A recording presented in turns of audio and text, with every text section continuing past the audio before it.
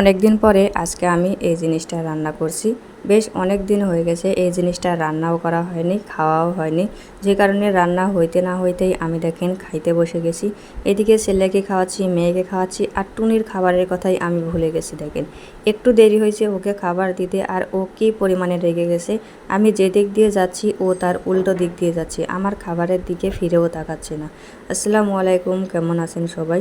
এই যে আমি আমার ছেলের জন্য নুডলস তৈরি করছি। এইভাবে নুডলস রান্না করলে ও খাইতে অনেক বেশি ভালোবাসে, ও অনেক মজা করে খায়। তো এই যে কিছুটা নুডলস আমি রান্না করে নিলাম একটা ডিম দিয়ে, কোয়েলের ডিম দিয়েছি আমি এর মধ্যে। এমনিতেই যদি গরম করা পানি দিয়ে আমি এটা ঢেকে রেখে দিতাম নুডলস দিয়ে, তাহলে অতটা মজা করে খাইতো না, কিন্তু কড়াইতে যখন সেদ্ধ করা হয় এই নুডলসটা ও অনেক মজা করে খায়। তো ওকে আমি নুডলস খাইয়ে দিলাম। আর তারপরে এই যে দেখেন আমি চলে আসছি এখানে রান্না করার জন্য।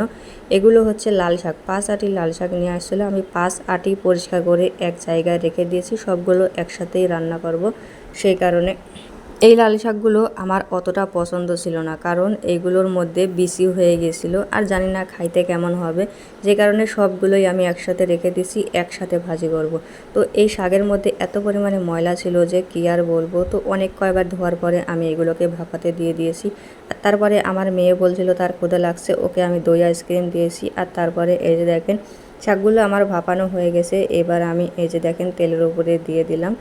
আমার অতটা পছন্দ ছিল না এই শাকটা দেখার পরে, কিন্তু দেখেন ভাজি করার পরে এত সুন্দর লাগছে কী আর বলবো। আর খাইতেও মোটামুটি ভালোই ছিল, খুব একটা খারাপ লাগছিল না। তো এই যে দেখেন বড় বাটির এক বাটি ভাজি হয়ে গেছে।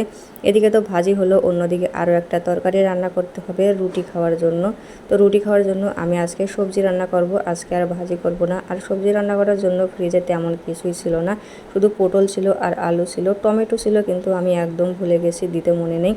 তো যাই হোক এই দুইটা দিয়েই আজকে সবজি রান্না করব। তো সবগুলোই আমি সুন্দর মতন কেটে নিয়েছি, আলু পটল, আর এক একটার সাইজ তো আমি এক এক রকমের কেটেছি। আসলে আমি যখন সবজি রান্না করি আমি সবজিগুলো এইভাবেই কাটি, একরকম করে কাটি না, এক একটা এক এক রকমের ডিজাইন করে কাটি, তাহলে আমার দেখতে ভালো লাগে। যে কারণে আমি এইভাবেই কেটে দিয়ে রান্না করি। তো আমি সুন্দর মতন মশলাপাতি দিয়ে ভাপাতে দিয়ে দিলাম। আর এই সবজি রান্না করার জন্য সবচেয়ে গুরুত্বপূর্ণ জিনিস হলো ডাউল। ডাউলটা একটু পরে দিয়েছি, কারণ ধুইতেছিলাম, ধোয়ার পরে দিয়ে দিয়েছি।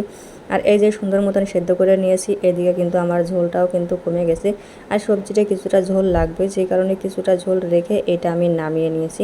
আর তারপরে এই যে দেখেন এখানে ফোড়ন দেওয়ার জন্য পেঁয়াজ দিয়ে দিয়েছি, পেঁয়াজ রসুন, আর এইখানে দিয়েছিলাম আমি তেজপাতা, একটা দিয়েছিলাম শুকনো মরিচ। এগুলো সুন্দর করে ভেজে নিয়ে এর মধ্যে দিয়ে দিয়েছি পাঁচফোড়ন, জিরে, রাঁধুনি। এত সুন্দর একটা ঘ্রাণ বেরোচ্ছিলো যে কী আর বলবো। এই যে দেখেন একটা মতন বলক উঠে গেলেই এটা কিন্তু তৈরি হয়ে যাবে। আর এখানে কোনো পানিও দিতে হবে না, তেমন জালও করতে হবে না। বেশি জাল করলে আবার খাইতে ভালো লাগবে না, ঝোল একেবারে শুকিয়ে যাবে। তো আমার রান্না মোটামুটি হয়ে গেছে। এই যে দেখেন কত সুন্দর হয়েছে, খাইতে কিন্তু অনেক মজা হয়েছিল। রুটি আমি যদিও বা খাই না, কিন্তু আজকে দেখেন একটা নিয়ে খাইতে বসে গেছি, কারণ রুটি বানাইছিলাম, রুটিটাও ছিল গরম আর তরকারিটাও ছিল গরম গরম, যে কারণে এই যে দেখেন আমি নিয়ে খাইতে বসে গেছি। তো বরাবরই আমি এইভাবেই যখন রান্না করি সবজি, তো এইভাবেই রান্না করি। তো আমার মতন আপনারা কারা কারা এভাবে সবজি রান্না করেন অবশ্যই কমেন্ট করে জানাবেন। তো এই যে আজকের মতন এ পর্যন্তই, সবাই ভালো থাকবেন, আল্লাহ হাফেজ।